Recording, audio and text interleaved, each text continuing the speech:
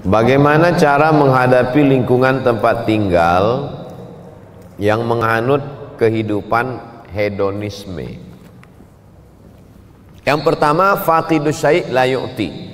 Orang yang tidak punya sesuatu, dia tidak bisa memberikan sesuatu. Kita tidak bisa berefek terhadap lingkungan kita kalau kita tidak punya sesuatu itu.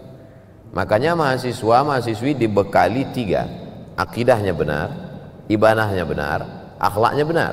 Sehingga ketika dia keluar dari Polnes, dia bekerja di tempat lingkungannya dimanapun dia berada di seluruh dunia ini, Indonesia, di tempat itu nanti masyarakatnya hedonis, dia tidak akan terpengaruh. Kenapa ikan itu tidak asin walaupun tinggal di laut asin? Karena dia hidup. Kalau dia mati baru jadi ikan asin. Maka dihidupkan ruhnya, dihidupkan ibadahnya. Yang kedua, nanti dia dibiasakan berkomunitas. Andai dia nanti bekerja di sebuah perusahaan, di perusahaan itu masyarakatnya hedonis, sibuk dengan dunia, dia akan membuat sebuah komunitas.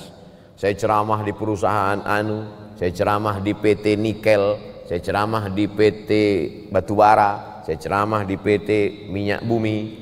Ada saja sekelompok komunitas yang menghidupkan masjid, menghidupkan pengajian. Mereka inilah motor penggeraknya.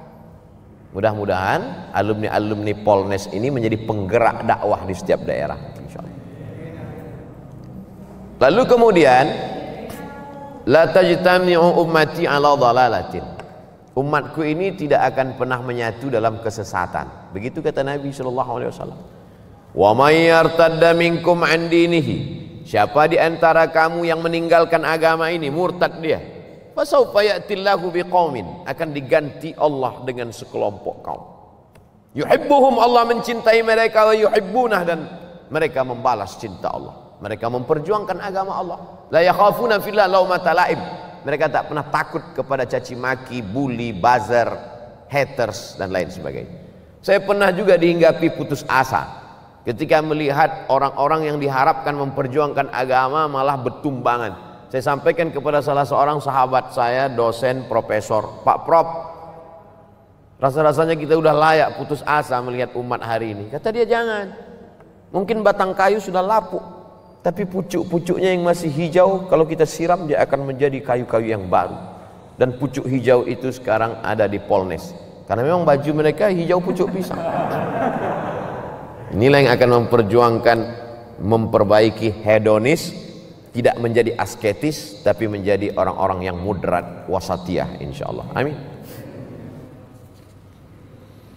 Sebagai mahasiswa yang punya banyak sekali kegiatan kampus, bagaimana caranya tetap istiqomah kepada Allah? Ada kekeliruan cara berpikir. Dianggapnya kalau dia sibuk dengan kegiatan kampus, dia tidak beribadah. Karena yang dianggapnya ibadah itu adalah sholat duha, baca Quran, i'tikaf, ibadah. Sedangkan sibuk di kampus tidak ibadah.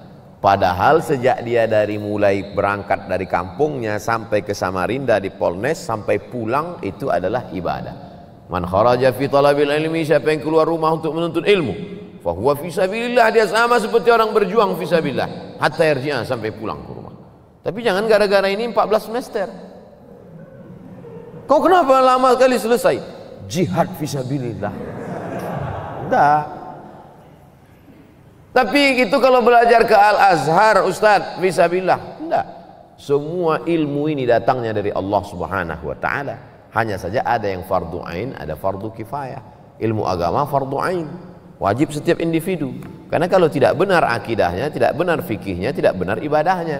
Adapun ilmu ini fardu kifayah. Siapa yang memperbaiki jembatan, memperbaiki bangunan, memperbaiki yang bersifat teknik ini kalau tidak orang-orang politeknik? Kalau diserahkan itu kepada Abdul Somad, idza usidal amru ila ghairi ahlihi fantaziri sa'ah.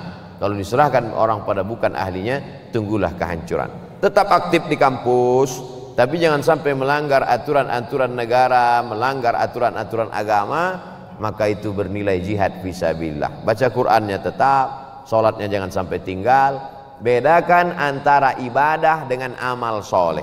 Sholat, ibadah. Baca Quran, ibadah. Zikir, ibadah. Tapi engkau di kampus menuntut ilmu, kau bekerja nanti, maka itu adalah amal soleh. menghadap Allah melalui dua. Faman kana yarju liqa'a rabbih, siapa yang berharap berjumpa dengan Allah, falyamal amalan salihah, hendaklah dia beramal saleh, wala yusyrik bi ibadati rabbih ahada, jangan persekutukan Allah dalam ibadahnya. Ibadahnya benar, amal solehnya benar, maka total 24 jam tidurnya amal soleh. Bismika Allahumma ahya wa amut, sampai bangun makannya amal soleh. Allahumma barik lana fima razaqtana wa qina azabannar, di kampusnya amal soleh. Kalau dalam WC, toilet najis, tempat setan aja bisa bernilai amal soleh. Bismika Allahumma inni a'udzubika minal khubuthi wal khaba'ith, keluar dengan kaki kanan, ghufranaka, bernilai amal soleh. Yang penting ikuti tuntunan sunnah Nabi Muhammad sallallahu alaihi wasallam. Yang terakhir, bagaimana cara mengetahui paham-paham yang tersesat dari Islam agar saya termasuk orang yang baik dan tidak tersesat? Dalam skala negara ada namanya mufti Mesir Syekh Ali Jum'ah dulu, mufti Malaysia Profesor Dr. Zulkifli dulu, sekarang sudah berganti, sekarang jadi Menteri Agama. Di Indonesia tidak ada mufti, tapi ada Komisi Fatwa Majelis Ulama Indonesia. Maka Majelis Ulama Indonesia mengeluarkan 10 kriteria aliran sesat. Tulis di Google 10 kriteria aliran sesat, enter, screenshot, like and share.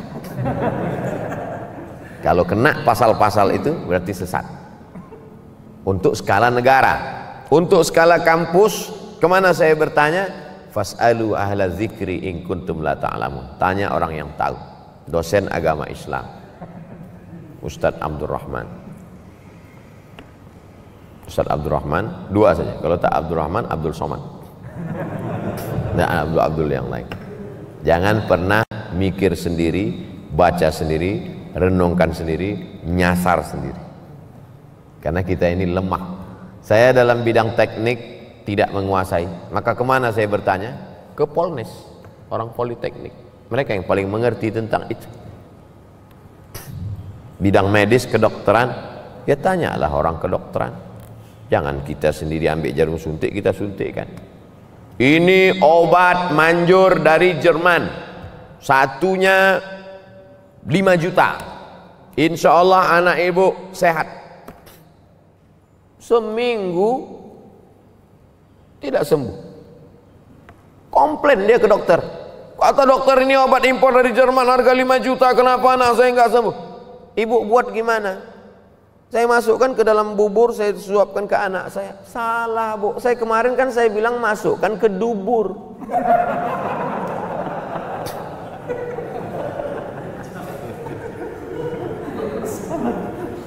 Obat aja salah, untung anaknya tak mati. Ini true story, kisah nyata jamaah kita yang bekerja di rumah sakit menyampaikan ke pasien dia. Salah dengar pasien. Bagaimana tentang masalah kehidupan? Masalah dokter aja kita tak, apalagi dalam masalah agama. Kalau masalah kedokteran ada orang salah, satu nyawa melayang. Kalau dalam masalah arsitektur jembatan ada orang salah, satu jembatan runtuh. Tapi kalau dalam masalah pemahaman agama orang salah, dunia akhiratnya. Ada orang membawa istrinya sedang hamil tua mau melahirkan. Dia pasti akan cari tulisan bidan beri jazah. Karena dia takut anaknya meninggal.